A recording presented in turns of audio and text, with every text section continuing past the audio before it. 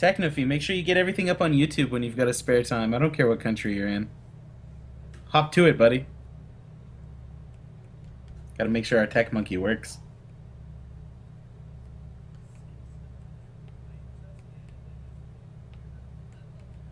Alright, so once again we see Shinshire with a hand from a totally different game. Forests and mountains lined up.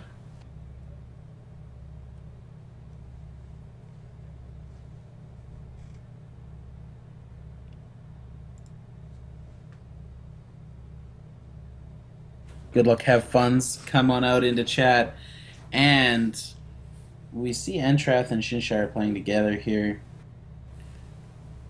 Will Shinshire keep their 7? Looks like a mulligan right off the... No. Oh. Looks like a undecisive keep. Why is the timer 9,000? Because there's no time. They have unlimited time to play, which can really only stretch to an hour and a half at the most. Well, no, it can do it more than that. But, yeah, as long as they don't run down their clocks. We see the Shard of Retribution come out from Shinshire, choosing Diamond here. That Blood Diamond deck does suffer from a weird sort of pseudoscience that none of the other decks face. You have to put a Diamond threshold out first. You have to put that diamond out first, or when you draw an angel, you will feel absolutely mortified. In fact, you'll probably draw that angel if you don't start with a diamond. It probably increases the odds. We see Mimeobot hit the board. It will create 2 replicas of troops in Entrath's hand and put them into his deck, and then the turn will be passed back off. A 1-attack Mimeobot, not that big of a threat for a Blood Diamond Dimid player. And we see the Angel of Dawn off the top. That easily changes this from being a risky keep into an amazing keep for Shinshire, who then lays down the Blood and a Living Totem, knowing that the Ruby Sapphire Dwarf deck doesn't have effective removal for these types of cards. Entrath's hope now is to get a bunch of dwarfs and robots online and get a Terrabot up in the sky.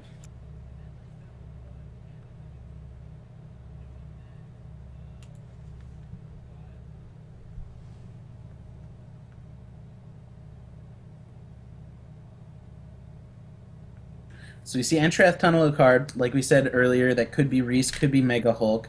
Mega Hulk does have a chance of still affecting this game in some way, but Shinshire in a commanding position here. That early Angel is a huge boon to the Blood Diamond deck in this situation.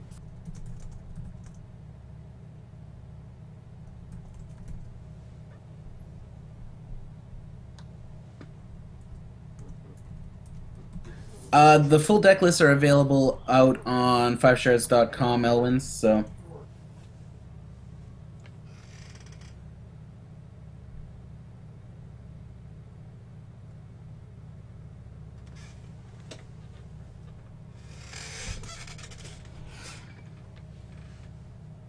So we see Shinshire taking a second to think about what to do here. Swinging in with the Angel of Dawn and the Living Totem. Maybe just took a second to take a look at the deck lists over on FiveShards.com. Those deck lists are publicly available to everyone. And what you would normally have to do in a top 8 scenario like this, where you had access to your opponent's top 8, is either write them down and keep them nearby, or like memorize those all before a tournament top 8 started. But the players do just have access to an internet browser here, so... Something we often did when we had day 2 top 8s is take the deck lists, build those decks out of proxies or whatever cards we had, and with our friend who'd made top 8, we'd just play test all night just to make sure he knows the matchup that well, knows what to do.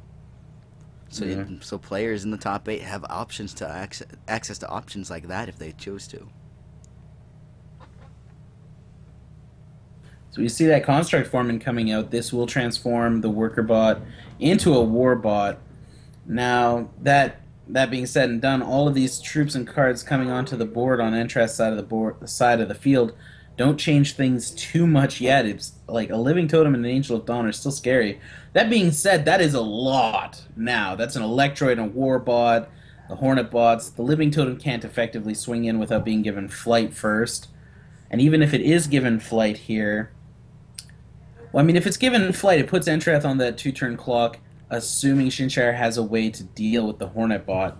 Now, all of these artifact troops do have a tendency of being not susceptible to blood removal.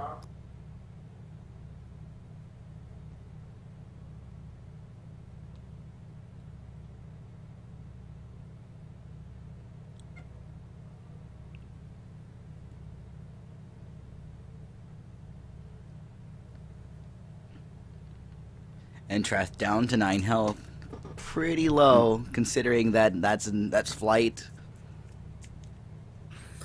Like people in chat are saying, a repel does stop the Mega Hulk as well, but the Mega Hulk's not the most frightening of issues here, I don't feel.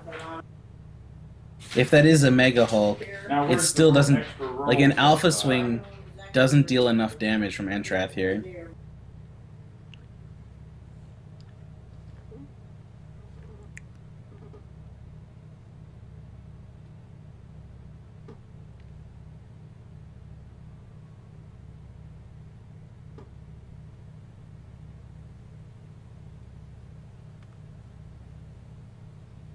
So at the end of turn, we see +1/+1 being given to the Living Totem.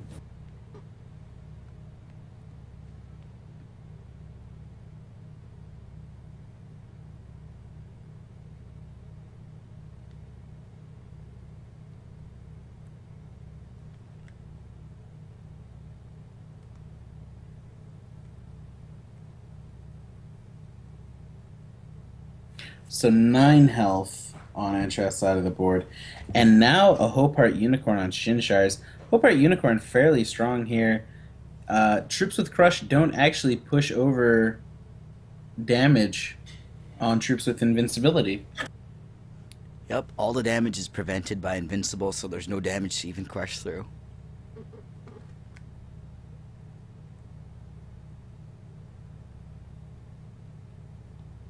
No. Guare choosing to take that damage to the face does not block with the Hornet bot there. Gore Feast is a card. Don't think it's good enough here for Entrath, but Gore Feast is still a card. Is that a Reese, or did that Mega Hulk just miss the tunneling by 1 again?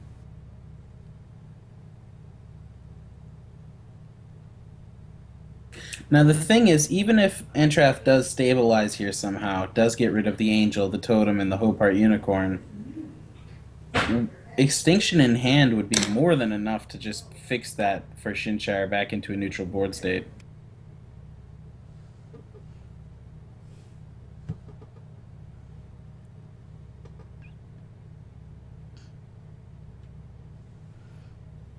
Well, in the classic triangle of aggro mid-range control, mid-range does have the disadvantage of slightly better troops than the aggro can deal with. Yeah, swings in here with that Angel of Dawn. This will take Entrath down to 1 if he chooses to let this hit him. That being said, Blood Diamond doesn't have like a pump to add to an Angel of Dawn here.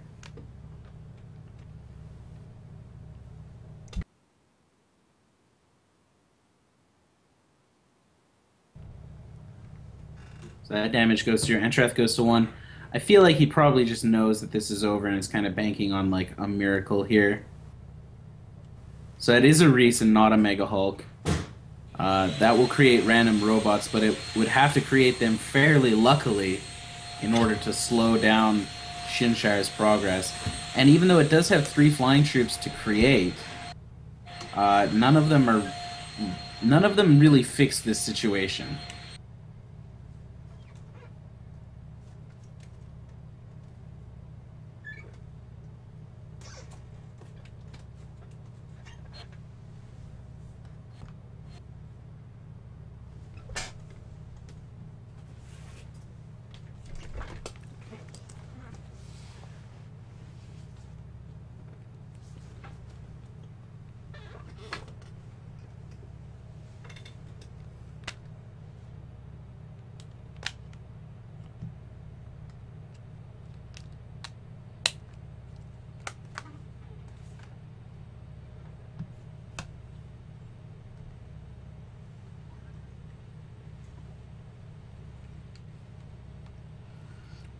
See the Such counters being added.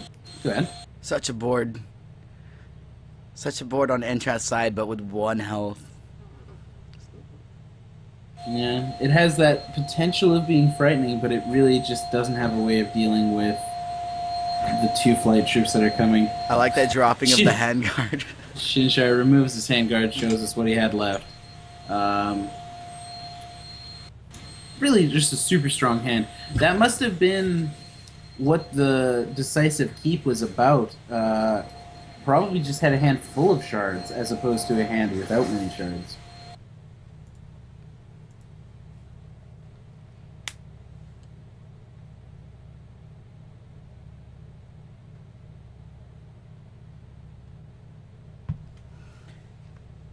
So that's game 1 in Shinshire's favor in this finals matchup.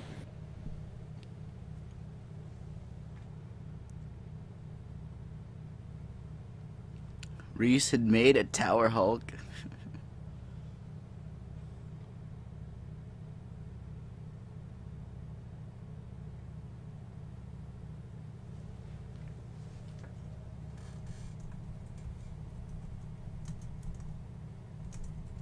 Yeah, that Reese not wanting to help at all. I mean, it did create a troop that has potential Skyguard.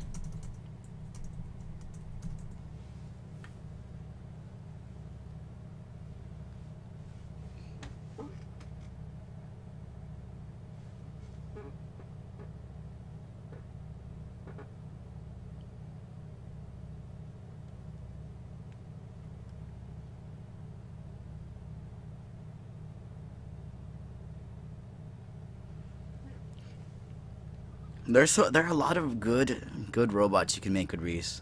There are a bunch of okay robots. There aren't very many just outright bad. I wish you weren't even made robots like a Tower Hulk, which does not have the benefit of being given plus attack plus defense, so it just dies immediately.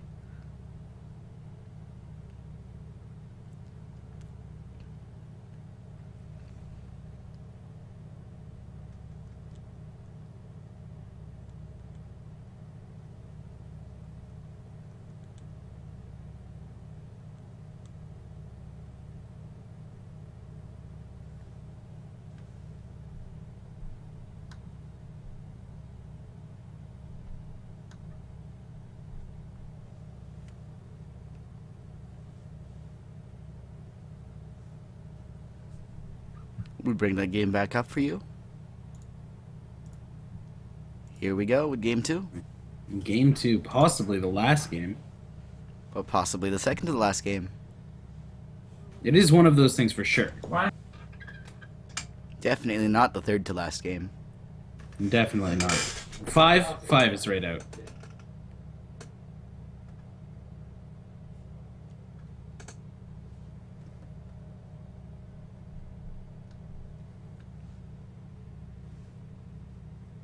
Alright, so we see the keep on Shinshire's side of the board, and we see a turn on the play. Can the dwarf aggro get through? Now that it doesn't have to worry about a turn 2 angel, only a possible turn 4 angel kind of thing. I guess it was a turn 3 angel before. I see a charge bot played.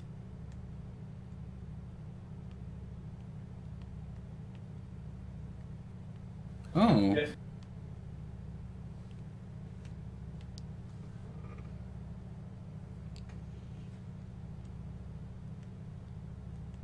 Leads with a blood resource so that he can Withering Touch, which will reveal all non-troop, non-resource cards from Entrath's hand, and finds none there to deal with.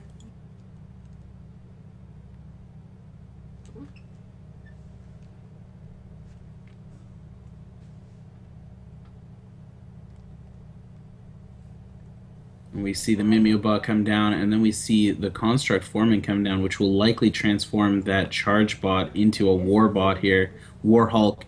That'll get through 3 damage.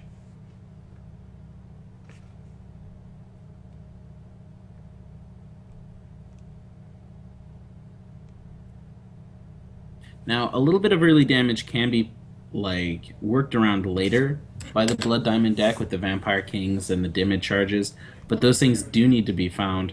Looks like Shinshire will lay down the Diamond Threshold here, lay down a Living Totem. That's actually a fairly good card for him here. He knows that his opponent, unless he's top decked it either last turn or this next turn, doesn't have any actions that will immediately deal with the Living Totem. See another Ruby Shard from Entrath. The first time we spectated him last time, yesterday, he was stuck off of Sapphire for quite some time, and this might be another case of that. There are only 9 Sapphire resources to hit in his deck, and a possibility of Hex Geodes.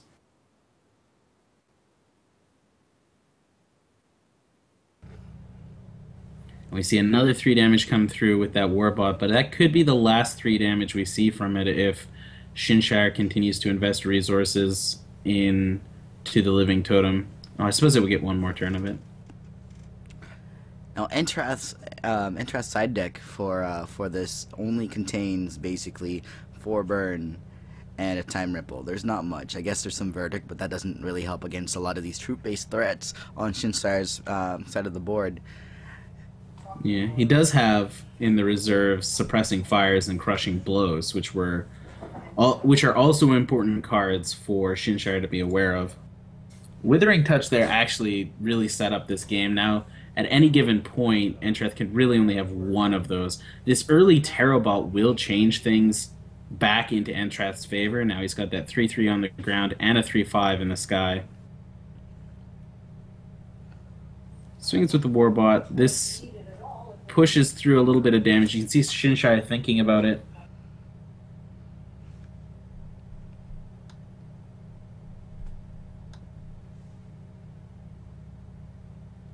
Now, Blood into Extinction here is still really strong for Shinshire.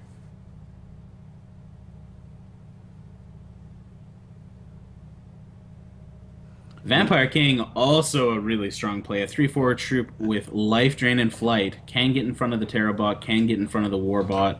That really sets up the board here. Hacky, who do you think is in the advantage on this board state? It has to be Shinshire. Just Entrath's reach with robot aggro is just severely limited without cards like Crackling Bolt or other answers. Burn just doesn't do enough damage. The Living Totem can pump itself up beyond burn range, and even then, Hope Heart Unicorn is sitting there. It's just the standard. It's just mid-range versus aggro. Mid-range, the Vampire King will just sit there, can even block Terrabot without a sweat, and all the while gaining health. So even if Shinshire just outright takes this attack, takes 6 damage here, the life gain from the Vampire King is just going to start being relevant. The life gain from that, life gain from Dimid's power, even if it's given to something like the Unicorn. And Entrath doesn't really have much choice but to swing there and try to push damage, but it did nothing. 3 damage to the face, 3 damage gained by Vampire King. Yeah, it really just costs him a troop, but like you said, has to try. Without the Mega Hulk's not on the field, there's no threat of Mega Hulk. Even if there was, all it takes is Hope Heart Unicorn sprinkling some magic dust and making everything invincible, and none of that crush damage goes through. It's true. And at this point, Entrath, still stuck off of Sapphire, has hit 5 Ruby threshold. And Vampire King likely is going to reveal half of Entrath's hand. And if there's a Sapphire troop in there, this could be bad news for Entrath. I think we had a frame skip right when deciding where it was. It was something. It was definitely something. And follows up with Extinction Hope Heart. Destroys all of Entrath's board, but keeps alive his Totem, Vampire King, and Vampire. As if Entrath didn't have enough not going there. Shinshire drops the handguard, shows Meek and 2 soul marbles. Entrath is not going to have any way to catch up here. Lowly charge bot without a Sapphire to even create a worker bot, 7 charges. Even then, that dwarf or robot now is a vampire. That's true. Yep, you don't need a Miracle Angel this time. Miracle Angel, a lot of the deck can do it on its own. Shinshire has extra cards, so decides to meek the Charge Bot. Poor little Charge Bot.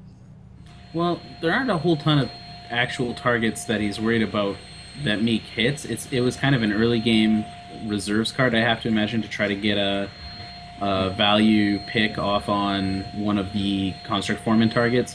But now this also lets the Living Totem get through for slightly less resources. Finds out the last card in Entrath's hand is actually a Sapphire card like we thought, but it is a Verdict of the Ancient Kings to try to slow down either. That would have stopped the Extinction, that would have stopped a Soul Marble. It could have done some work for Entrath back then. He finds the Sapphire as the last card that he will draw in this match, puts down a Worker Bot, and that will be the end of this game. Entrath making it to second place while Shinshire takes down a 2-0 victory in the finals and takes down Blood Cup 2 Electric Boogaloo, the Season 2 premier tournament towards the Cup of Fate. That's the risk of going an 18 shard deck. As I played Robot Aggro quite a bit in various events, and like I did not like how the deck can function on 18, but often you find yourself, I'm short of threshold, and I don't have very many shards in this deck to recover, and Entrath seeing a bit of that as his finals hopes are cut short.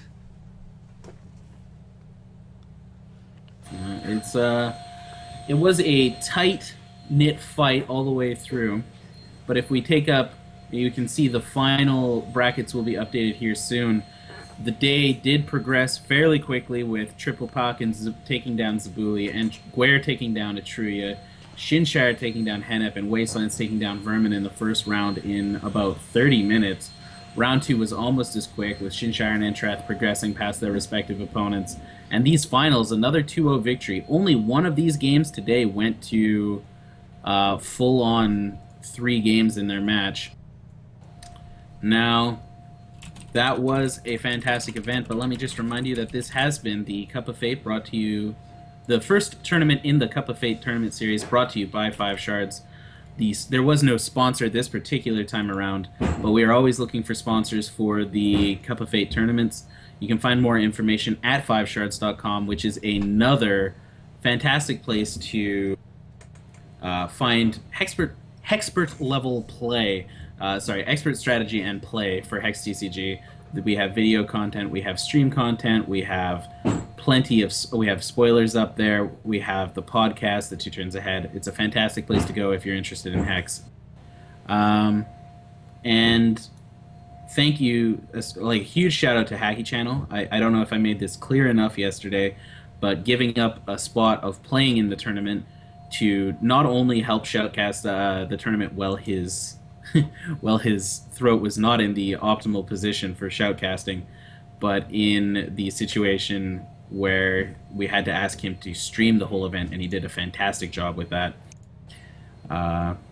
Also to Jadeem Jedi and Infamous Neo for helping shoutcast on day 1, and Michael Allen for doing so much work in the background. All prizes have been sent out. Congratulations to the players. Is there anything you'd like to add, Mr. Hackey? Nope, it was a great event. Lots of great variety of decks in Swiss and in top 8. Enjoyed watching these matches. Thank you to all the players for providing us with awesome matches for us to cast. That's really all we can ask for as casters. So hope to see you Pentachills, and the rest of the FiveShards team hosting these events, and all of you players in the next Shard Cup.